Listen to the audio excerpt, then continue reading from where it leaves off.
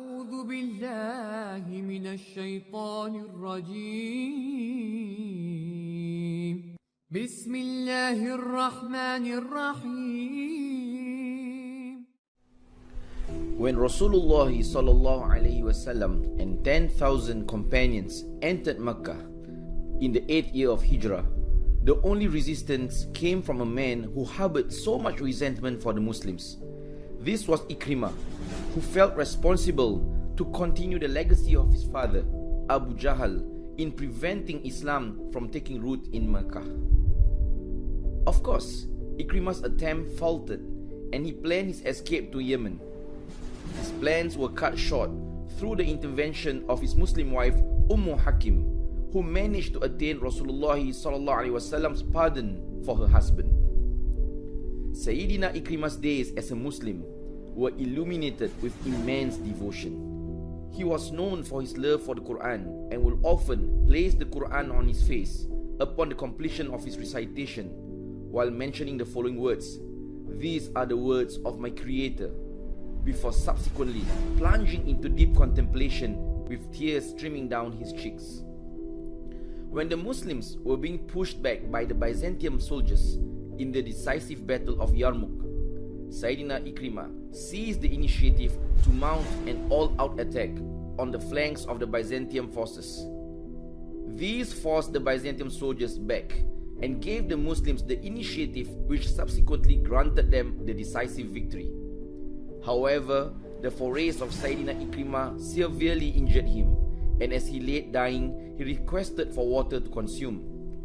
Upon learning that his two other beloved companions, Harith bin Hisham and Ayyash bin Rabi'ah, were also in need of water, he offered the water to them instead. Each of them resisted water for themselves, preferring it for others instead. All of them were martyred without a drop of water entering their mouths. The first lesson we can learn from Saidina Ikrimah is that we often find it hard to admit our mistakes. What more, to admit our mistakes before our adversaries, before eventually acknowledging and embracing wholeheartedly the very truth from them that we have fought so hard against all this while. But the true measure of a man is when he acknowledges truth when he sees it, even though it comes with the heavy price of loss of pride, following, and honor.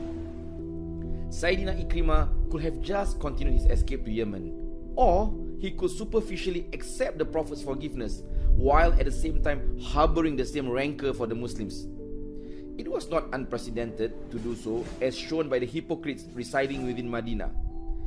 But this was a man who realized the futility of running away from truth, and the true measure of one who has reconciled himself to the truth is seen through the following actions he undertakes. Saidina Ikrimah wasted no time in seeking closeness to his Creator and channeling his battlefield capabilities towards the expansion of Islam into lands ruled by tyrants. We need to learn to always see ourselves as imperfect beings, even despite our seemingly countless achievements. Such a realization will eventually translate into the willingness to accept the opinions of others, even if they are seemingly contradictory to the ones we are championing. Make our life principle the willingness to accept the wisdom of others, and thus the openness to learn and benefit from them. The world has descended into one rife with animosity, in part due to our unwillingness to accept that others might hold a more sound opinion compared to us. This calls therefore for the lowering of our egos. Only then can we genuinely become a better person than who we think we are. Secondly, having fallen into sins brings with us the tendency to weaken within. We feel disheartened to continue the struggle to be a better person because we keep succumbing in the process. That is exactly where the devil wants us to remain, defeated and resigned. Look at how Saidina Ikrimah wasted no time in making up lost ground. He sought to get closer to Allah by hastening towards goodness. It is ironical that we choose to be defeated by the very enemies we sought to defeat in the first place. Allah assures us in Surah Zumar verse 53, "Say, O my servants who have transgressed against their souls, do not despair of Allah's mercy, For Allah forgives all sins. It is He who is all forgiving, all merciful. Our third lesson emphasizes the importance of selflessness. In an increasingly selfish world that we live in, self-entitlement seems to justify the decisions we make. We feel justified in bulldozing our way to the head of the queue in most of our pursuits, thinking little of those whom we have trampled along the way.